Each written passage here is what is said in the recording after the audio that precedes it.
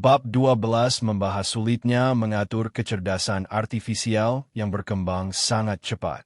Penulis mempertemukan dorongan untuk mempercepat inovasi dengan tuntutan untuk memperkuat keselamatan, pertanggungjawaban, dan keadilan. Saudara akan melihat langkah pemerintah dan industri, keterbatasan pengaturan mandiri, perdebatan antara pihak yang ingin mempercepat dan memperlambat pengembangan, persoalan sistem sumber terbuka, serta pandangan masyarakat. Bab ini berakhir pada gagasan zona Goldilocks, yaitu titik keseimbangan yang tepat antara kemampuan teknologi dan tingkat kepercayaan yang layak diberikan kepadanya. 1. Bab ini dibuka dengan dua pandangan yang berlawanan. Kaum tekno-utopis membayangkan kecerdasan artifisial membawa zaman kemakmuran baru. Sebaliknya, kaum teknopesimis melihatnya sebagai kekuatan yang dapat merusak dan mengguncang masyarakat. Pandangan kedua semakin mendorong tuntutan pengaturan. Perbedaan ini penting karena perdebatan kebijakan bukan sekadar mengenai teknologi, tetapi juga mengenai gambaran masa depan yang dipercaya oleh setiap pihak. 2. Elon Musk dan pihak lain menyerukan penghentian sukarela karena risiko yang muncul. Surat terbuka tahun 2023 yang ditandatangani ratusan pakar, pengusaha teknologi, dan ilmuwan meminta jeda sementara untuk pengembangan serta pengujian teknologi yang lebih kuat daripada GPT-4. Alasannya, perkembangan berlangsung lebih cepat daripada kemampuan masyarakat dan pembuat aturan untuk menanganinya.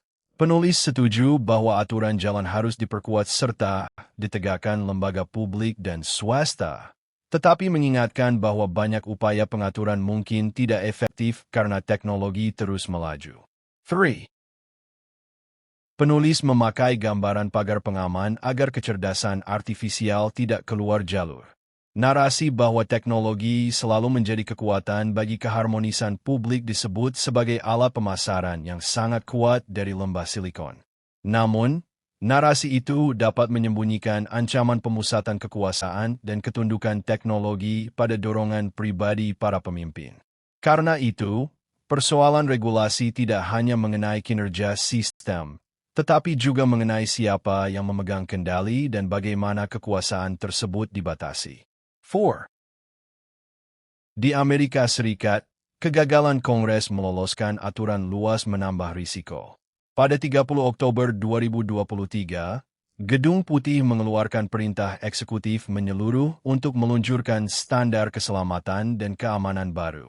Pada hari yang sama, Kelompok 7 bersama Uni Eropa menyatakan prinsip panduan internasional dan pedoman perilaku bagi organisasi yang mengembangkan sistem canggih. Pada Februari 2024, sejumlah perusahaan terkemuka bergabung dengan konsorsium Institut Keselamatan Kecerdasan Artifisial bersama lembaga pemerintah dan akademisi. 5. Upaya mengendalikan kecerdasan artifisial berlangsung di seluruh dunia, tetapi pemerintah belum sepenuhnya mengetahui caranya. Persaingan regulasi menambah urgensi. Pada Maret 2024, Uni Eropa menyelesaikan undang-undang luas pertama di dunia yang berfokus pada penggunaan berisiko tinggi.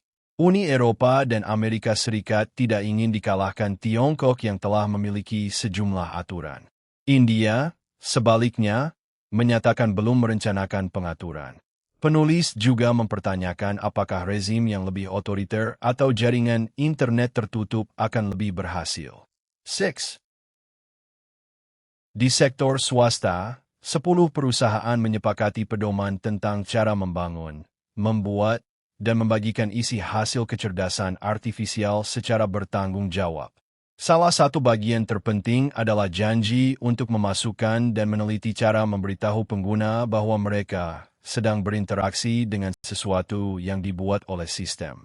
OpenAI, Microsoft, Google, DeepMind, dan Anthropic juga membentuk forum model terdepan. Upaya ini menunjukkan bahwa industri menyadari kebutuhan praktik bersama, meskipun efektivitas pengaturan mandiri masih dipertanyakan. 7. Pengaturan mandiri terlihat baik secara teori, tetapi dapat gagal dalam praktik. Tanpa daya paksa, Kepatuhan sulit ditegakkan dan industri sulit dimintai pertanggungjawaban.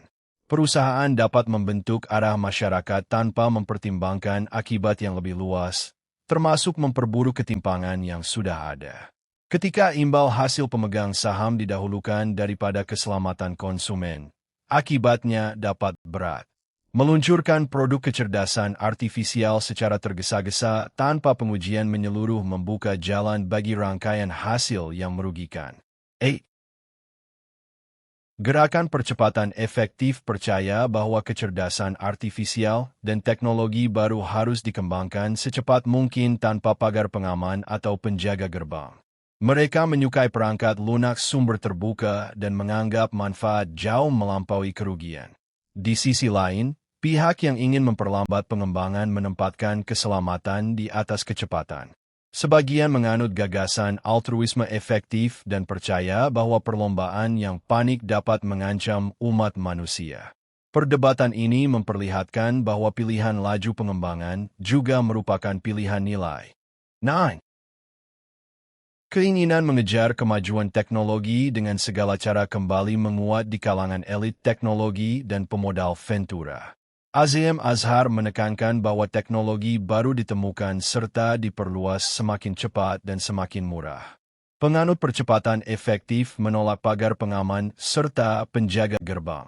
Mark Andreessen bahkan menyamakan perlambatan pengembangan dengan tindakan yang menyebabkan kematian, lalu menggambarkan teknologi seperti batu filsuf yang dapat menyembuhkan penyakit dan mencegah kematian akibat kecelakaan, pandemi, atau perang. 10. Berlawanan dengan kaum percepatan, pihak yang ingin memperlambat sangat mengkhawatirkan keselamatan. Elon Musk menyatakan pengembangan perlu dihentikan sementara demi manusia.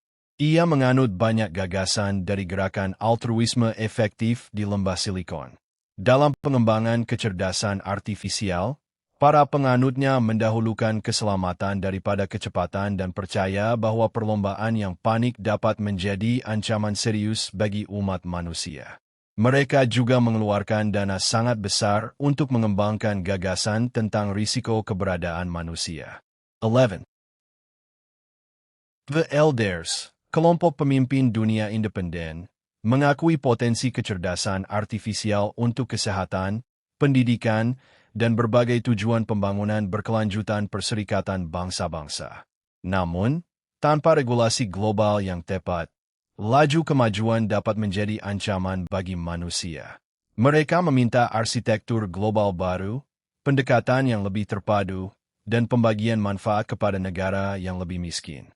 Mary Robinson menegaskan bahwa menjamin penggunaan yang aman, transparan, dan dapat dipertanggungjawabkan merupakan keharusan politik serta moral bagi semua orang. 12. Kesadaran mengenai pentingnya sistem yang lebih terdesentralisasi, tersebar, bebas diakses, dan bersumber terbuka terus tumbuh. Penggunaan model sumber terbuka oleh bisnis juga meningkat. Bagi sebagian pihak, pendekatan ini menawarkan sistem yang lebih setara sekaligus mendorong kolaborasi, transparansi, dan pengembangan berbasis komunitas. Secara teori, hal itu penting ketika kemajuan teknologi dikuasai sejumlah kecil raksasa monopolistik. Namun, industri bahkan belum menyepakati definisi sumber terbuka, sehingga dasar pengaturannya sendiri masih kabur. 13. Sistem sumber terbuka menyentuh hampir setiap persoalan kebijakan, mulai dari penelitian dan etika hingga persaingan serta inovasi, tetapi hampir tidak hadir dalam percakapan pengaturan. Undang-undang Uni Eropa bahkan dapat mengecualikan model tersebut dari aturan ketat.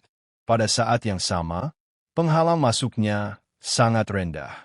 Pemrogram dengan pengetahuan sederhana dapat mengakses, memakai, dan membagikan kode tanpa batas, bahkan menciptakan sistem baru meskipun pemahamannya terbatas.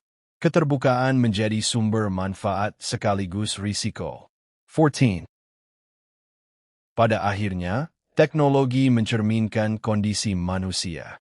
Yuval Noah Harari memperingatkan bahwa kecanggihan teknologi dan pengumpulan data besar-besaran oleh perusahaan dapat menciptakan manusia yang diretas. yaitu manusia yang semakin mudah dipahami dan dipengaruhi.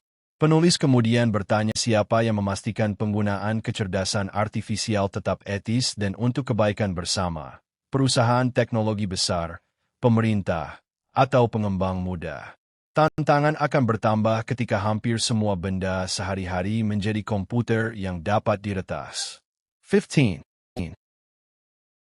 Masyarakat pada umumnya berhati-hati. Menurut Pew Research Center, 67% orang Amerika yang mengetahui bot percakapan tidak khawatir pemerintah akan mengatur terlalu jauh. Mereka justru khawatir pemerintah tidak bertindak cukup jauh. Jajak pendapat Juli 2023 dari Institut Kebijakan Kecerdasan Artifisial menunjukkan 72% ingin memperlambat pengembangan, dibandingkan 8% yang ingin mempercepat. 62% merasa khawatir, 21% bersemangat, 76% melihat potensi ancaman bagi manusia, dan 82% tidak mempercayai pimpinan teknologi untuk mengatur industri. 16. Penulis menyebut perlunya zona Goldilocks, yaitu tempat ketika sistem tidak terlalu sederhana dan tidak terlalu rumit, melainkan memiliki keseimbangan yang tepat dalam desain serta kemampuan. Jika kecerdasan artifisial hendak membantu menyelesaikan persoalan individu, masyarakat, dan dunia, manusia tidak boleh meremehkan maupun melebih-lebihkan keandalannya. Titik manis berada di antara kedua ujung itu. Pertanyaan terpentingnya adalah apa yang dapat menjaga kepercayaan tetap berada di zona yang tepat. 17. Zona keseimbangan sulit dicapai karena masyarakat dan pasar modal bergerak dalam arah yang berbeda. Banyak warga khawatir terhadap pertumbuhan tanpa kendali dan mendukung jeda sementara. Pada saat yang sama, banyak investor sangat bersemangat dan menyalurkan modal ke perusahaan yang menggunakan kecerdasan artifisial generatif. Tanpa aturan yang tegas atau standar universal tentang kecerdasan artifisial yang bertanggung jawab, tantangannya adalah menyeimbangkan kekhawatiran sosial dengan kegairahan pasar. 18. Sebagai penutup, bab 12 menyampaikan 5 pokok. Pertama, teknologi berkembang lebih cepat daripada kemampuan aturan untuk mengikutinya. Kedua, pemerintah dan industri telah mengambil langkah, tetapi pelaksanaan serta pertanggungjawabannya masih terbatas. Ketiga, percepatan, perlambatan, dan sistem sumber terbuka membawa manfaat sekaligus risiko yang berbeda. Keempat, masyarakat terlihat lebih berhati-hati daripada banyak pemodal dan pemimpin teknologi. Kelima, zona Goldilocks menuntut keseimbangan antara kemampuan, kepercayaan, keselamatan, dan pembagian manfaat. Penulis menutup dengan pertanyaan apakah lembaga publik atau swasta dapat menemukan titik yang benar-benar tepat. 19.